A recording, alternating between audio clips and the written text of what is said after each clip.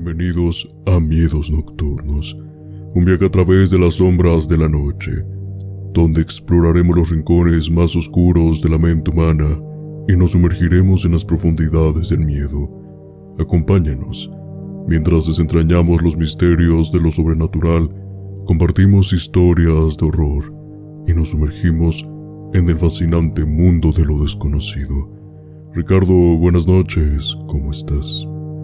Buenas noches, amigo, muy bien, muchas gracias por preguntarme, muy feliz, muy emocionado y sobre todo muy ansioso de escuchar el nuevo tema que vamos a tratar el día de hoy. Y antes que nada, lógicamente, saludar a la gente, a la que se está sumando.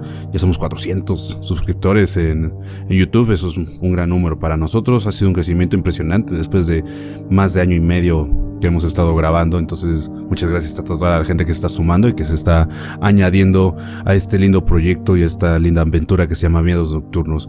Y por otro lado, pues bueno, siempre con un poco de temor de escuchar sobre lo desconocido y también saber si me voy a salir con un nuevo miedo de este estudio para mi casa y para mi vida. En efecto, Ricardo, lo acabas de decir muy bien, acabamos de llegar a los 400 suscriptores. Muchas gracias por hacer esto posible. Poco a poco estamos creando una comunidad y espérenlo, porque esto se pondrá mucho mejor. Y bien, Ricardo, para el tema del día de hoy, también antes de decirte cuál va a ser, me alegra mucho que tengas esas emociones, repito, ante el tema del día de hoy, que te prometo no te va a decepcionar. Y bueno, cuando se habla de casas embrujadas, creo que lo relacionamos directamente con Halloween, ya que es parte del misticismo que esa época nos brinda luego la cultura popular. Pero, ¿cómo surgieron? ¿Por qué surgieron? ¿Qué hay detrás de estas leyendas? Creo que el día de hoy te voy a platicar mucho de ellas o poco, dependiendo de toda la información que tengamos. Pero en efecto, el capítulo de hoy tratará sobre las casas embrujadas más famosas de la historia. Creo que es un tema un poco clásico, un tema que a más de uno le va a causar interés y vaya que tienen historias bastante macabras.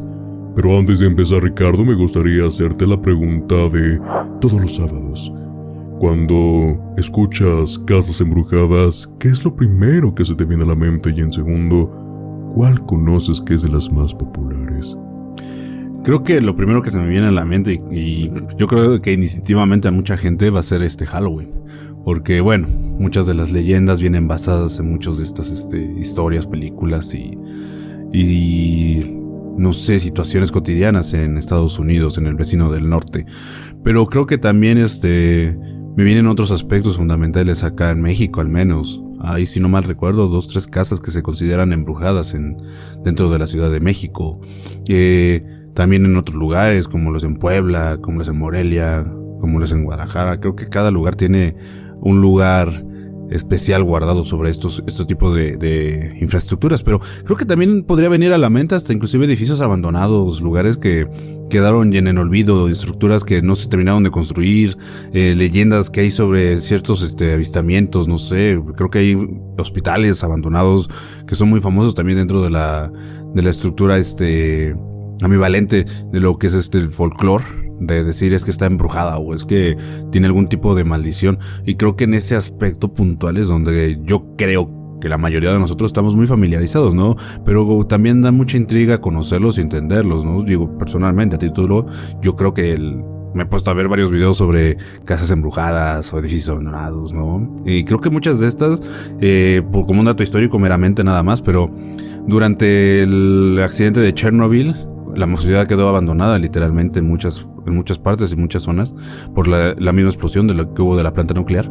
Y sobre todo en Kiev, que era el lugar más cercano, hay muchas estructuras y muchas casas que quedaron en estado deplorable y que se les considera también malditas y que se les considera embrujadas porque se ha notado presencia de fantasmas, o sea, anomalías, cosas paranormales que lo atiñen mucho, ¿no? Y esto fue un contexto histórico, entonces no me quiero imaginar lo que significa conocer ahora las que son realmente como las top dentro del nivel global y que tienen muchos más avistamientos y muchas más respuestas o mejor dicho, dudas sobre eventos paranormales. Bien, Ricardo, partiendo de tu comentario, me encantaría compartirte la introducción para este tema. Dicen que hay paredes que respiran y techos que guardan lamentos como si fueran tesoros malditos. Casas erguidas con madera y piedra, pero cimentadas sobre secretos que jamás deberían haber visto la luz. Habitaciones donde cada rincón retiene un susurro, un sollozo, un grito que se repite con cada visitante imprudente. En cada barrio, en cada pueblo, existe una vieja casona con ventanas cerradas y puertas que nadie se atreve a tocar. Se habla de sombras que recorren sus corredores a la hora en que la noche se vuelve más densa, de espejos que reflejan algo más que rostros humanos, de escaleras que crujen como si quejaran del peso de fantasmas que no abandonan su morada. Algunos dicen que las casas malditas nacen de tragedias, otros que son trampas para la curiosidad de los vivos. Pero todos coinciden en algo. Una vez que entras, algo de ti se queda atrapado y algo de ella se va contigo. Esta noche, en Miedos Nocturnos, abriremos puertas que deberían permanecer cerradas. Cruzaremos umbrales donde la madera se pudre, pero la maldición permanece intacta. Y bien, Ricardo, para poder comenzar con este tema, creo que lo haremos con una de las madres de las casas embrujadas, de este género que creo que a más de uno le ha de gustar. Te hago la siguiente pregunta, Ricardo. ¿Qué tanto sabes sobre la mansión Winchester, el laberinto de los espíritus? De la mansión Winchester solamente he conocido muy poco. No estoy tan familiarizado con el tema, más que algunos videos que he llegado a encontrar dentro de las redes sociales que explican el paradigma que implica esta gran construcción, que lógicamente tiene muchos secretos ocultos dentro de sí misma y que probablemente pueda ser de esas estructuras y de esas mansiones, esas casas que podrían orientarse muy bien para hacer un buen guión de una película de terror muy bien ambientada. Pero creo que en ese aspecto no me gustaría mentirle a la gente, no tengo tanto conocimiento, pero qué bueno que por fortuna va a ser aquí donde lo conozca. Ricardo, audiencia, a continuación vamos a visitar la historia de la mansión Winchester. Hay casas que respiran como si tuvieran pulmones de madera, que escuchan, que observan, que guardan secretos en cada ladrillo. Pero hay una que late como si contuviera un ejército de fantasmas detrás de cada puerta. La mansión Winchester. Un monstruo arquitectónico, un laberinto diseñado para no habitarse, sino para esconderse de la muerte. Esta es la historia de Sarah Winchester y su eterna casa sin final. Todo comenzó con pólvora y muerte. La familia Winchester construyó un imperio vendiendo el rifle de repetición más mortal de su época. Se decía que el rifle Winchester ganó el oeste, pero también sembró miles de tumbas, soldados, bandidos, pueblos enteros. Sarah Lockwood Pardee Winchester nació en 1839 en New Haven. Se casó con William Wirt Winchester, heredero de la Winchester Repenting Arms Company. Con él tuvo una hija, Annie, que murió a las 6 semanas de nacida por marasmo infantil, o sea, una desnutrición severa. Años después, William murió de tuberculosis. Sarah quedó viuda y heredera de una fortuna equivalente hoy a más de $500 millones, más un 50% de participación en la fábrica de rifles. Rica, sola y perseguida por la culpa. La leyenda dice que Sarah, sumida en la depresión, acudió a una medium en Boston. El espiritista le dijo que su familia estaba maldita. Cada muerte causada por un rifle Winchester clamaba venganza desde el más allá. El único modo de apaciguar a los espíritus era construir una casa que jamás terminara de edificarse. Así, los espíritus quedarían confundidos, perdidos en pasillos sin salida. Mientras siguiera construyendo, su vida sería prolongada. Sarah creyó. Vendió su mansión en New Haven y se mudó a San José, California, donde compró una modesta casa de 8 habitaciones y empezó su obra interminable. De 1884 a 1922, día y noche, Martillos y sierras retumbaron en la propiedad. Se dice que Sara pagaba a decenas de obreros 3 veces su salario habitual para trabajar 24/7. Cuando un ala de la mansión se terminaba, Sara ordenaba demolerla y empezar de nuevo. La pregunta es, ¿por qué? Porque cada noche, en su salón de sesiones, Sara supuestamente hablaba con los muertos. Allí, recibía instrucciones de cómo debía continuar.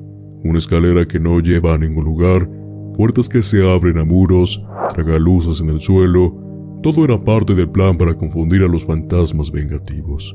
Como dato adicional, Ricardo, la mansión Winchester hoy en día tiene 160 habitaciones, 40 dormitorios, 2 salones de baile, 47 chimeneas, 17 chimeneas falsas, 2 sótanos y más de 10,000 ventanas.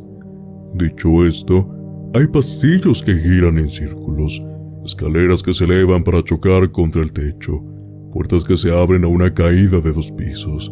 Sara creía que así los fantasmas se perderían, o ella podría huir de ellos si la perseguían. El número 3 está por todas partes. Ventanas con 13 paneles, candelabros modificados para sostener 13 velas, desagües con 13 orificios. Por otro lado, Sara era reservada, casi ermitaña. Rara vez recibía visitas. Sus sirvientes y carpinteros firmaban cláusulas de confidencialidad y dicen, quienes trabajaron ahí, que la señora caminaba de noche con un farol, desapareciendo en puertas secretas. Aseguraban que hablaba sola o con alguien invisible, que a veces la encontraban en trance, sentada frente a planos, moviendo piezas como una medium arquitecta. Sara dormía en habitaciones distintas cada noche para evitar que los fantasmas la encontraran. A las 12 a.m. hacía sonar la campana de la torre, una llamada a las almas. A las 2 a.m. la campana sonaba de nuevo, despedía a los espíritus. El 5 de septiembre de 1922, Sara Winchester murió mientras dormía, a los 83 años. Tras su muerte, los obreros dejaron caer sus herramientas. El mito dice que un carpintero dejó un clavo a medio golpear que aún sigue ahí.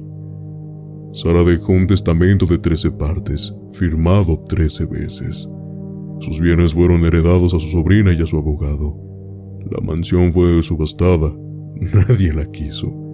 Nadie entendía sus planos. Se vendió por una fracción de su valor. Si hablamos de la actualidad, hoy, la mansión Winchester es un museo abierto al público. Visitantes y trabajadores narran ruidos de martillos fantasmas, pasos donde no hay nadie, ventanas que se cierran solas. Por si fuera poco, cámaras de seguridad captan sombras. Guías relatan ver a un carpintero fantasma, al que le dicen Clyde, reparando paredes. Muchos turistas confirman ver la silueta de una mujer vestida de luto, flotando por los corredores. El cuarto de sesiones, donde Sara supuestamente hablaba con los espíritus, permanece cerrado la mayor parte del tiempo. Dicen que a veces se escuchan voces dentro. Los arquitectos que han estudiado los planos coinciden. La mansión Winchester desafía toda lógica de diseño. Pasillos que regresan a su inicio, chimeneas que no tienen salida, puertas de la nada. Algunos creen que Sara sufría de esquizofrenia. Otros aseguran que era una genia. Sus laberintos sirven de trampa para fantasmas, pero también de legado para alimentar un mito sin final. Hoy, miles de visitantes caminan por sus pasillos cada año. Cada paso es un susurro de tablas antiguas. Cada sombra podría ser Sara o uno de sus miles de muertos. Bien, Ricardo, como te podrás dar cuenta, la historia de las casas embrujadas es sumamente fascinante. Encontrar, buscar y saber qué hay detrás de cada relato es fascinante, sobre todo los motivos. Y en este caso, vaya, los motivos de una venganza sobrenatural son más que perfectos para una historia de horror. Uno pensaría que es un guión, pero no, es una historia real, es una leyenda que ha vivido generación tras generación. Y me gustaría quedarme con lo último justamente porque, como te lo dije en la narrativa, hoy en día es un museo, Pero obviamente no puedes ir a cualquier lugar de la casa. Obviamente hay personas que te guían, y si tú quieres ir a otro lugar, pues creo que estás destinado también a ser uno de los tantos fantasmas que siguen perdidos y rondando en la mansión Winchester. Bien, Ricardo, me encantaría saber tu opinión sobre este primer apartado de las casas embrujadas más famosas de la historia. Sí, creo que es una muestra clara de lo que la creencia popular y el miedo puede inspirar, ¿no?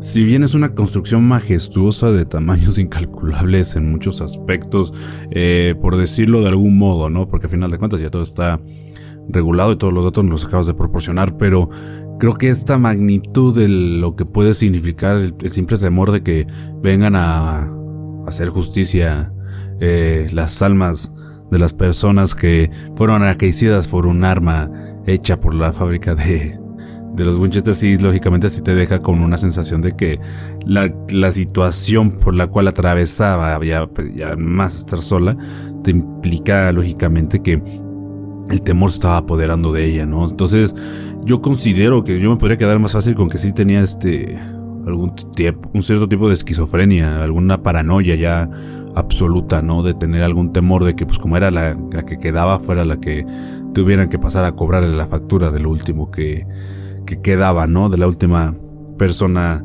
que tenía el negocio todavía a su poder, ¿no? Entonces yo creo que Sara es el clásico ejemplo de lo que significa y de lo que puede ejemplificarnos cómo es que se puede salir de control una simple situación en la cual te dan el temor basado en un espiritista, ¿no? Digo, no quiero demeritar la situación porque creo que hay muchas personas que creemos en esta parte y que sabemos que puede ser confiable en muchos aspectos, pero cuando te lo compras tanto, creo que también deberías de meditarlo un poco, ¿no? Digo, también hay que hablar de los años en los que sucedió y todas estas situaciones que lógicamente podrían explicar mejor el por qué se podía tomar esta decisión de mantener la construcción sin fin en todo momento y no tener una claridad de cómo se iba a construir esta edificación. Algo que mencionas muy claro es esta parte de que sí, parece un guión hollywoodense porque claramente hay muchas cuestiones que no se podrían explicar ni siquiera en una película, ¿no? Que realmente en las películas de terror hay muchos hechos y muchos sucesos que realmente no tienen una explicación, simplemente es tener el propio temor y el terror por sí mismo. Me sorprende mucho la estructura de la casa, esta parte, creo que esa inteligencia ávida dentro de este miedo o este temor a que vinieran a cobrarle factura. Se me hace muy agradable, ¿no? Creo que hasta inclusive hasta para la gente es muy interesante por el plano arquitectónico y por el plano mental, de cómo piensas mantener una construcción, aparte de que es una construcción sin fin, que no tenía fin en mucho tiempo, y rescatar ese lado de que lógicamente tenían los trabajadores todo el tiempo, porque pues esa fue la orden del espiritista de que no dejaran de construir en ningún momento, que no tuviera fin la construcción. Me llama mucho la atención porque era seguir moviéndole las piezas y moviendo para poder confundir a los fantasmas en caso de que pudieran llegar a buscarla y ella pudiera huir. Pero este lado de que pudiera hablar con los del más allá, creo que es una parte que, ouch, o sea, yo creo que sí hay que estar demasiado, no sé, deschavetado, por ponerlo de una manera coloquial, para poder tener ese miedo y ese temor de pensar que ya hablas hasta con los muertos, ¿no? Creo que es una parte que es muy difícil de entender y más que nada entenderlo por una persona normal, una persona, adinerada y todo, pero con una conexión nula, ¿no? Al menos los espiritistas, la brujería, la santería, pues tienen algún tipo de conexión a esto, pero en este caso es como tendrías que ser un superdotado para poder hacerlo por tu propia cuenta, ¿no? Entonces yo creo que ahí basó mi comentario de que sí, yo siento que era más la paranoia y más la esquizofrenia, pero no creo que haya sido realmente el detonante para que haya podido aplicar tantas medidas de seguridad para protegerse de los fantasmas, pero es muy interesante, ¿no? Y más interesante es que sea un museo ahora, porque lógicamente pues, puede considerar embrujada por ciertas o X situaciones, pero creo que lógicamente al irse Sara ya no quedaba ningún motivo para que los fantasmas estuvieran ahí. Bien, Ricardo, para poder continuar con este episodio que sin duda alguna se está volviendo fascinante en todos los sentidos por saber qué hay detrás de cada historia, creo que este apartado te va a gustar aún más y siento que tienes bastante información porque es muy popular y es parte de nuestra cultura. Hoy te voy a relatar la historia de Amityville, la casa donde el horror se alimenta de la fe. Supongo que has escuchado de ella.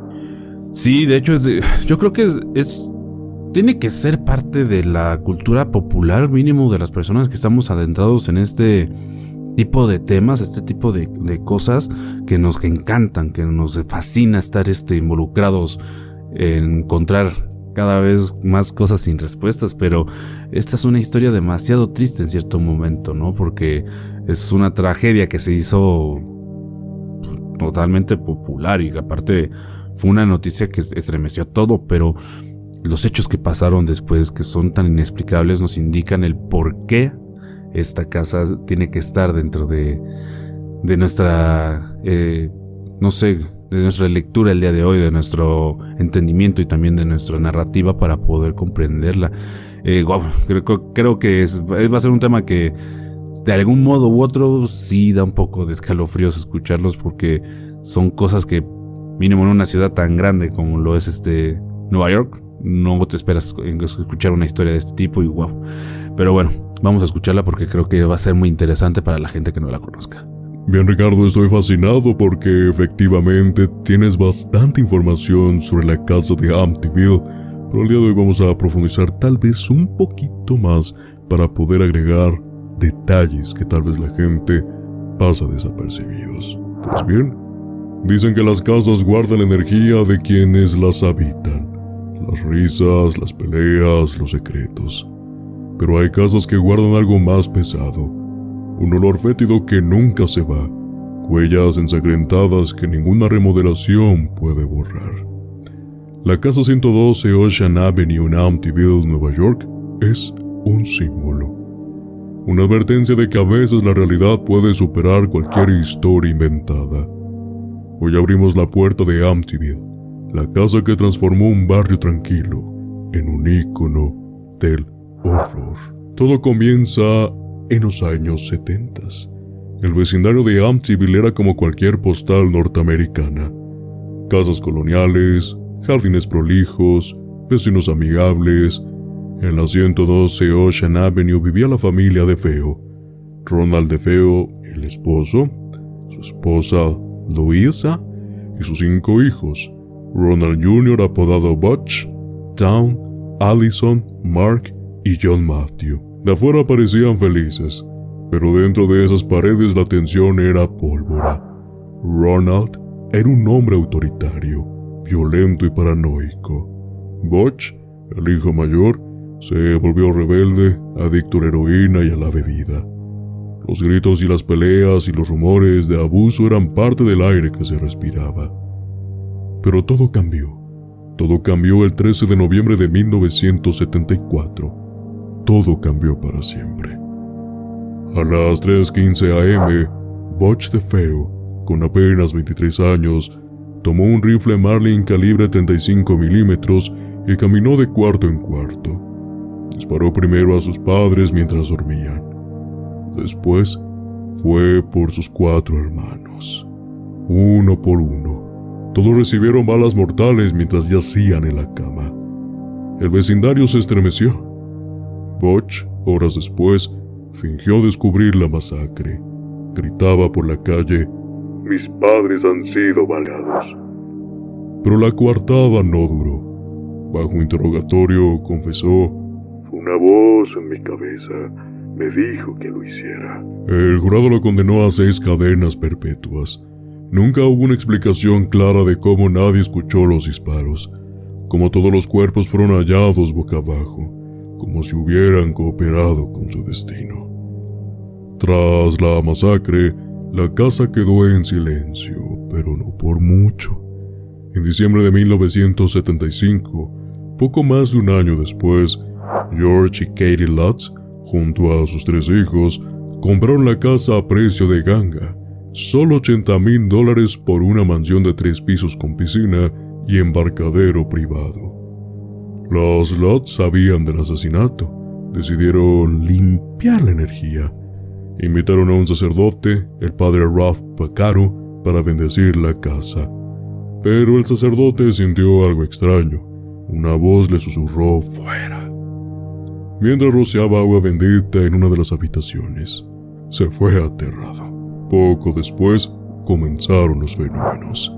George Lutz se despertaba siempre a las 3:15 a.m., la misma hora de los asesinatos. Aseguraba oír coros demoníacos, pasos pesados en la escalera. Veía caras en la chimenea. Katie sentía que era tocada por manos invisibles. Las ventanas abrían solas. Los olores putrefactos aparecían y desaparecían. Una de sus hijas comenzó a hablar con un amigo imaginario, un cerdo demoníaco llamado Jody, que la vigilaba desde la ventana. Los Lutz escuchaban golpes en la puerta principal. Veían manchas verdes de baba que rezumaban en las paredes. Tras 28 días, huyeron en mitad de la noche. Dejaron muebles, ropa, todo atrás. Y aquí es donde nuestra historia se pone aún más interesante, Ricardo, porque al relato ingresan la investigación de Ed y Lorraine Warren. Dicho esto, el caso llamó la atención de estos famosos demonólogos. Los Warren entrevistaron a los Lutz, exploraron la casa con mediums, cámaras infrarrojas y grabadoras. Lorraine, la medium, dijo sentir una presencia demoníaca de una intensidad brutal. Captaron fotografías extrañas. Una de las más famosas muestra un niño fantasmal con ojos brillantes asomando por una puerta. La historia fue publicada en el libro de Amityville Horror de Jay Anson en 1977. Se volvió un bestseller. Luego vinieron las películas, las secuelas, las parodias. Amityville se volvió leyenda. Décadas después, investigadores, periodistas y escépticos desmenuzaron poco a poco la historia. El abogado de Butch DeFeo reveló que había asesorado a los Lutz para exagerar fenómenos y vender su historia. Los propios Lutz pasaron pruebas de polígrafo, aunque críticos dicen que su relato tenía inconsistencias. Aún hoy, algunos vecinos de la 112 Ocean Avenue, la casa ha tenido nuevos dueños, aseguran que nunca sintieron nada. Otros dicen que la energía de la tragedia aún se nota. Lo que nadie niega es que Amityville se convirtió en una máquina de leyendas. En primer lugar, los asesinatos reales de los DeFeo, las confesiones de Butch sobre voces demoníacas, el caso Warren, clave en cimentar la cultura paranormal, y décadas de turistas rondando la calle para ver la famosa fachada con sus ventanas de ojos. Sin embargo, hoy, los dueños de la casa la remodelaron. Cambiaron ventanas, número de calle, rejas, todo para alejar curiosos. Pero el mito vive. La historia sigue alimentando libros, películas y documentales. Bien, Ricardo, creo que con este segundo relato, que creo que es el más fascinante por todo lo que representa, nos podemos dar cuenta que la cultura de las casas embrujadas es parte 100% al parecer de Norteamérica, y obviamente con el paso del tiempo la cultura se va expandiendo hasta llegar a nosotros. Pero sin duda el caso de Amityville, vaya, insisto, es como si se hubiera escrito un guión de Hollywood, y pues así es como lo vimos tal vez en un principio, por todo lo que es, pero no podemos negar que en efecto es una casa legendaria. Y no sé, me cuesta mucho porque es un 50-50. Si bien los asesinatos fueron reales y este tema de las voces demoníacas, creo que la mano de Ed y Lorraine Warren siempre pasan a estropear todo en cierto punto. Agradecemos mucho que gracias a ellos el caso se pudo dar a conocer de manera mundial, pero también toda la manipulación que hay detrás, porque bueno, ya hemos platicado anteriormente que Ed y Lorraine Warren, en cuestión de ser 100% confiables, tal vez no lo son, pero bueno, creo que eso es punto y aparte, porque muchos de sus casos son demasiado iguales, pero creo que ese será tema para otro episodio. Sin embargo, me encantaría saber tu opinión, ya que hoy en día pues bueno, esas energías ya no están, ya no se habla de Amityville como antes, pero sin duda es una casa legendaria.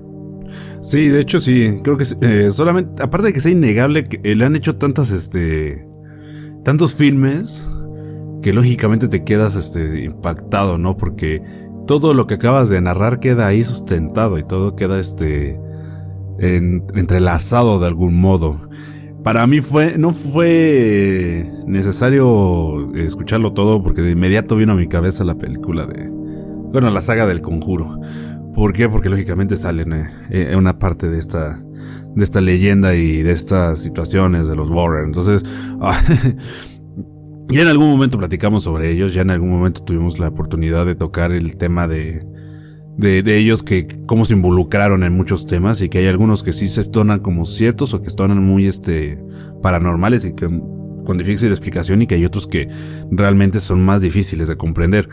Pero en este particular creo que tenemos todo el misticismo dentro de la propia historia, ¿no? Porque un hijo que asesina a toda su familia, o sea, incluyendo sus padres y sus hermanos, aparte que diga que tiene voces en la cabeza, que escuchó al mismísimo Devil ahí diciéndole que le hiciera estas atrocidades que cometió en esa noche fatídica.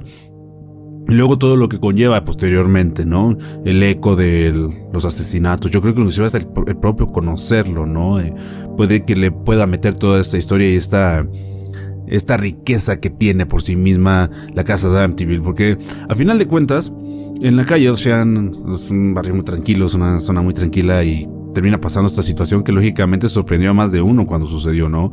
Lo que sí hay que rescatar por completo es que, o sea, ¿cómo no vas a escuchar un disparo? Más que nada ahora. Yo creo que en un momento de tranquilidad y en un lugar tan tranquilo, en un vecindario tan tranquilo, lógicamente te tienes que espantar y tienes que escuchar los disparos. Entonces, hay que recordar que también dentro de las investigaciones no encontraron algún silenciador o algo que pudiera permitir que el homicida pudiera permear el sonido con el que estaba expuesto, ¿no? Entonces, creo que todo esto es lo que lo vuelve tan atractivo y lo vuelve tan icónico y lo vuelve tan popular. Porque son tantos detalles que parecieran desapercibidos, pero que no lo son. Son cada uno un muy buen ingrediente. Después la investigación de los Warren, después de que los dos estuvieron en el barrio, es como de, ok, entonces, ¿cómo es que llegaron hasta ahí? ¿Cómo es que llegó la historia? Si se supone que solamente estuvieron unos cuantos días dentro de la casa y terminaron huyendo por toda la actividad que estaban sintiendo, ¿no? Esta parte de lo del padre, o sea, creo que hay que dejarlo muy en claro, o sea, perdón, pero personalmente creo que muchos conocemos cómo son las historias con un sacerdote incluido. Y hay que recordar que están capacitados para no tener algún tipo de temor ante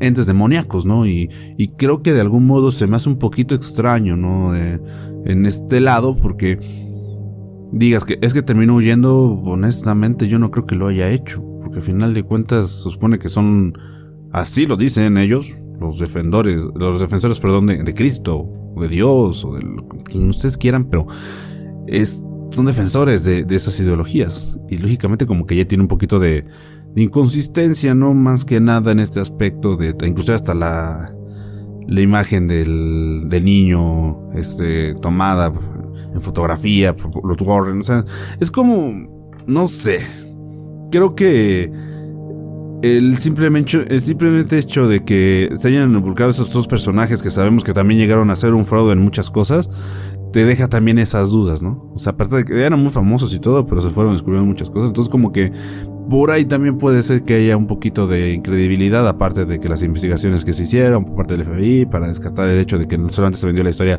para sacar un beneficio económico, porque aparte el libro se terminó volviendo un bestseller. Entonces te explica y te puede orientar que a veces los hechos que nos narran pueden que no sean ciertos, pero a mí particularmente, en el caso de Amityville, sí me gusta creer que sí fue cierto, porque creo que es una historia no solamente fascinante, esta sí da un cierto estruendo en la piel y te deja con muchas, no sé, con mucha incertidumbre y con mucho miedo, ¿no? De que pueda pasar también en cualquier lado, inclusive en tu vecindario, y creo que son de esas cosas que no te esperas que sucedan, pero al final de cuentas pueden pasar. Entonces creo que ese es un detalle muy, muy rescatable dentro de esta crónica de la leyenda de la casa de Amityville. Bien, Ricardo, antes de continuar con el siguiente tema, que también es el último, me gustaría aclarar algo muy importante.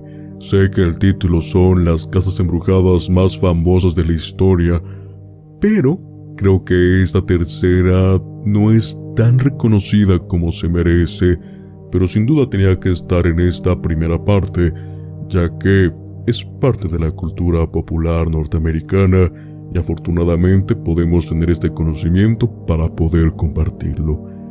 Dudo que sepas sobre esta historia porque en verdad también me costó mucho encontrarla y cuando la leí, vaya, no tenía ni idea, pero afortunadamente tenemos la información a la mano. ¿Qué tanto sabes sobre la casa de Lizzie Borden? Hacha, fantasmas y una pregunta sin respuesta.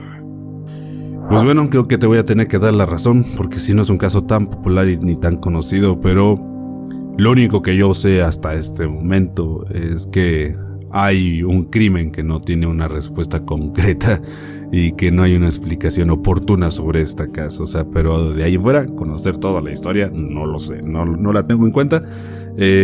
Pero creo que el propio nombre ya nos da un poquito de intriga por conocerlo y esa es una parte que a mí me agrada, porque cuando ya tiene un título así y están fantasmas incluidos, sabemos que la historia no nos va a decepcionar y sobre todo no nos va a dejar de impactar por los hechos que vas a narrar. Pues bien, Ricardo, con este desconocimiento que tenemos sobre la mesa, me gustaría comenzar, ya que gracias a ello vamos a ganar una historia bastante fascinante y que es igual de perturbadora que las dos anteriores e incluso parece que se fusionaron para traernos esta historia.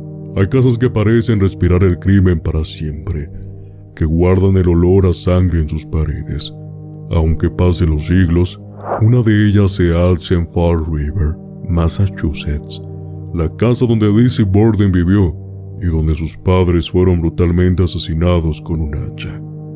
Una escena tan violenta que ni siquiera el paso del tiempo ha podido enterrar los rumores y aplacar los lamentos de quienes dicen todavía caminan entre esas habitaciones. Y para poder comenzar lo haremos con esta típica familia tradicional, normal, aparentemente normal. Lizzie Andrew Borden nació en 1860. Su familia era acomodada, pero no ostentosa. Su padre, Andrew Borden, era un hombre rico, pero extremadamente tacaño. La casa no tenía agua corriente ni electricidad, aunque la familia podía permitírselo. Vivían con la madrastra de Lizzie, Abby Dorothy Gray Borden, con quien Lizzie y su hermana Emma tenían una relación fría y distante. Se rumoreaba que las hijas despreciaban a Abby, creyendo que habían llegado a la familia por interés. En aquel entonces, Fall River era un pueblo industrial, y los Borden eran parte de la élite, aunque para muchos, Andrew era un hombre odiado por su avaricia. El 4 de agosto de 1892, la tranquilidad aparente de la familia Borden se hizo pedazos. Andrew Borden salió temprano a trabajar. Abby se quedó en casa. Lizzie estaba también ahí. La criada Bridget Sullivan realizaba los labores domésticos.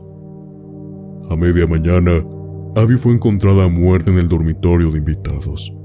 La habían atacado con un hacha, recibiendo 19 golpes. Más tarde, Andrew Borden regresó a casa. Se recostó en un sofá del salón. También fue atacado con el hacha. Recibió 11 golpes brutales en el rostro, casi irreconocible.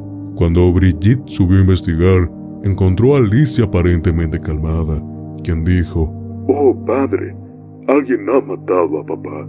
Pronto las versiones apuntaron a Lizzie. No había señales de entrada forzada, y Lizzie fue la única persona adulta en la casa cuando mataron a Abby. Las versiones de Lizzie cambiaban. Decía haber estado en el granero buscando herramientas.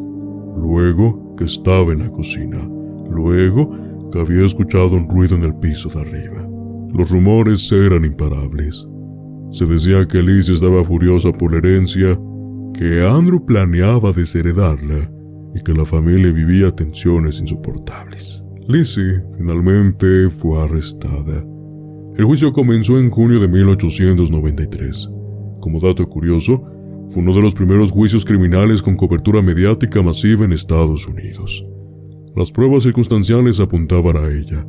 Quemó un vestido que dijo estaba manchado de pintura. El hacha se encontró sin mango, supuestamente destruido. Pero su defensa argumentaba falta de pruebas indirectas. Ningún testigo la vio cometer el crimen. El jurado, influenciado por el hecho de que era una mujer bien educada en una sociedad patriarcal, la absolvió tras solo 90 minutos de deliberación. Tras el juicio, Liz y su hermana Emma heredaron la fortuna de su padre. Se mudaron a una mansión llamada Maplecroft, buscando escapar del escándalo, pero la sombra del hacha la siguió para siempre. Lizzie cambió su nombre a Lisbeth. Fue marginada socialmente. Emma y Liz se distanciaron años después, por razones que aún se especulan. Algunos creen que Emma siempre sospechó de su hermana. Lizzie murió en 1927 a los 66 años de neumonía. Está enterrada junto a sus padres en el cementerio de Oak Grove. Los actuales dueños de la casa de Lizzie Borden organizan tours y noches de investigación paranormal. Huéspedes y empleados relatan susurros, pasos en escalera, risas en habitaciones vacías. Algunos dicen que ven a Lizzie deambular por los pasillos. Otras veces es la figura de Abby, repitiendo eternamente su caída. Mediums y cazadores de fantasmas aseguran que el lugar es un portal. Hay videos de sesiones de fenómenos de voz electrónica que captan supuestas confesiones. Las puertas se abren solas, las camas muestran hundimientos, como si alguien invisible se sentara en el borde. La casa de Lizzie Borden es hoy un emblema, una mezcla de atracción macabra, investigación criminal y mito folclórico. Sigue generando libros, películas, series y teorías. ¿Fue Lizzie realmente culpable? ¿La defendió su hermana? ¿Hubo otro autor nunca investigado? Cada visitante busca respuestas que quizá ya están perdidas. Pero una cosa es segura: la casa guarda más que polvo centenario. Guarda la pregunta sin respuesta que atormenta a todo amante de lo macabro. ¿Qué ocurrió realmente en la mañana del 4 de agosto de 1892? Yo creo que lógicamente todo va a apuntar a Lizzie. Lógicamente, yo creo que es hasta lo más viable, ¿no? Por la reacción, por lo que dijo la mucama. O sea, a fin de cuentas creo que tenías todos los elementos para encubrirla, bueno, mejor dicho, inculparla, y terminó siendo encubrida lógicamente por los abogados y por una sociedad que estaba muy marcada sobre lo que es debidamente correcto, ¿no? Entonces, creo que en ese aspecto es donde queda ahí la pregunta, simplemente por los asesinatos cometidos a su padre y a su madrastra. Y lógicamente te deja una sensación de vacío, ¿no? De que muchas personas por interés pueden cometer ciertas atrocidades que una persona convencional no daría y no tendría. Entonces, en ese punto de partida, yo creo que podemos decir y podemos hablar y podemos discutir que hay personas que son capaces de llegar al extremo para obtener simplemente un beneficio económico. Y creo que esa parte es a veces un poquito dura de entender. No creo que sea complicada, pero sí es dura. Es dura y es pesada. Pero por otro lado, creo que está interesante esta parte de que se puedan hospedar, te puedas ir a hospedar. O sea, créeme, particularmente yo sí iría. Simplemente, o sea, yo creo que ni es por el morbo, es por la curiosidad de verificar que si hay algo raro, que se escuche algo raro, que se pueda detectar la presencia de Lizzie todavía ahí por los pasillos, diciendo que sí es culpable, que sí ella lo hizo. Explicar esa parte, yo creo que es algo que cualquier persona que nos interesa este mundo de terror, de miedo, del desconocido, de aventurarse, de encontrar cosas paranormales, te implica pensar y entender que probablemente hay cosas que no estamos entendiendo y que si tienes la oportunidad de estar ahí dentro en lugares que son totalmente inconfundibles y con no sé, esta aura de misterio, vas a ir. Lógicamente, yo creo que soy de esas personas que sí iría a conocer esta esta casa para poder sentir por mí mismo el miedo dentro de la misma, ¿no? Pero claro, o sea, no condicionado a pensar que sí están pasando, o sea, para verificarlo. Y si pasan, yo creo que la gente podría darte una muy buena opinión, una opinión rara, una opinión extraña, o sea, dejarte con escalofríos o simplemente decir no sentí nada, no pasó nada, o sea, y creo que son ese tipo de detalles los que los hacen más interesantes, ¿no? Entonces, de la casa de Lizzie Borden, yo creo que ya está en mi lista de futuras visitas próximas en algunas vacaciones que tenga para poder conocerla y aventurarme, porque, wow, creo que siempre que tienen esta parte de que haya un homicidio, las hace mucho más interesantes, que por eso estén malditas o que tengan algún tipo de espíritu rondando dentro de la misma y no puedas tener un cierto tipo de descanso eterno. Entonces, yo creo que sí, y a la gente que también nos sigue, yo creo que también lo va a querer hacer.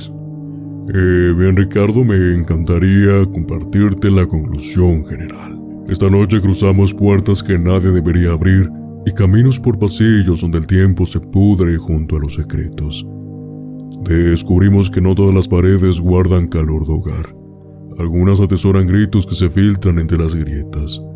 Otras susurran nombres olvidados en la penumbra. Las casas malditas no necesitan fantasmas espectaculares para existir.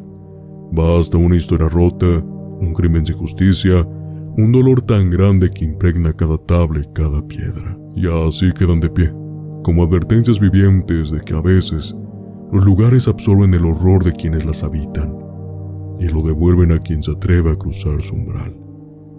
Gracias por encender la linterna y acompañarnos entre estas ruinas vivientes. Recuerda, no todas las llaves deben girarse y no todas las puertas deben abrirse, porque algunas casas prefieren devorar a quienes se atreven a llamarlas hogar. Ricardo, ¿qué te pareció el capítulo del día de hoy? Sin duda, fascinante en todos los sentidos. Fue fascinante. Fue un viaje por zonas, lugares, edificaciones que yo creo que mucha gente no tiene mucha avideza de conocerlas o simplemente de tener un tipo de contacto con ellas. Entonces creo que es fascinante conocer. Siempre yo lo he dicho, conocer historias y leyendas de infraestructuras embrujadas, en este caso casas o mansiones, es muy interesante, ¿no? Creo que en este aspecto puntual ninguna de las tres te decepciona. Creo que cada una tiene lo suyo, cada una tiene algo diferente que ofrecerte en el aspecto del terror, del miedo, de lo paranormal, de lo que no se puede explicar. Pero bueno, si a mí me preguntas a título personal, me gustaría recalcar mucho la de Amityville, porque como es la más popular y es la que más miedo da por muchas situaciones, por cómo fueron los eventos que sucedieron dentro de la misma, los crímenes, lo que vino después, la investigación, todo lo que se exponencializó y se hizo mercadotécnicamente grande, ¿no? Pero no puedo dejar de lado tampoco la paranoia y la esquizofrenia de Sarah Winchester, porque al final de cuentas sí me deja con una sensación de o sea, está genial.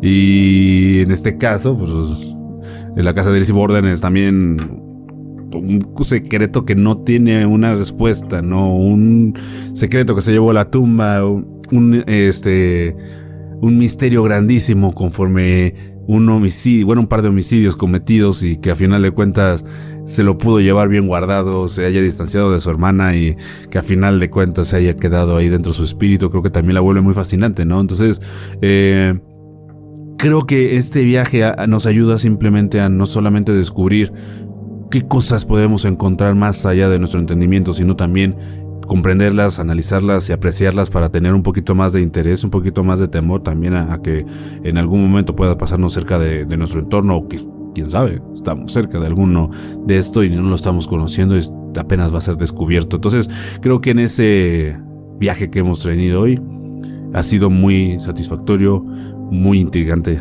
pero bueno, yo personalmente me voy a ir con el miedo de que espero que mi vecino no sea un psicópata y acabe con su familia, porque creo que ya no podrá vivir al lado de esa casa. Pero bueno, eso es otra historia, y que a final de cuentas espero nunca suceda. Si llegaron hasta este punto del episodio, queremos agradecerles por haberlo terminado. Muchísimas gracias. Y en efecto, ya llegamos a 400 suscriptores, pero queremos seguir creciendo con todos ustedes. Así que los invitamos a que se suscriban al canal y no se pierdan el contenido semanal que traemos para todos ustedes. Repito, suscribiéndose, pero sobre todo activando la campanita de notificaciones. No es el único lugar donde nos pueden escuchar. También estamos en Spotify, donde nos pueden seguir, escuchar el podcast, pero sobre todo calificarnos con las estrellas que ustedes creen que este proyecto se merece. Y finalmente, pero no menos importante, también tenemos nuestras redes sociales. Estamos como @miedosnocturnospodcast, a excepción de X, antes Twitter. Ahí estamos como @miedospodcast. Y bueno, Ricardo, sin nada más que mencionar por esta noche, agradecerte mucho por compartir la mesa, por acompañarme en este relato de casas embrujadas que esperemos algún día podamos visitar alguna de ellas. Pero bueno, por el día de hoy te deseo una muy buena noche. Muy buena noche, amigo.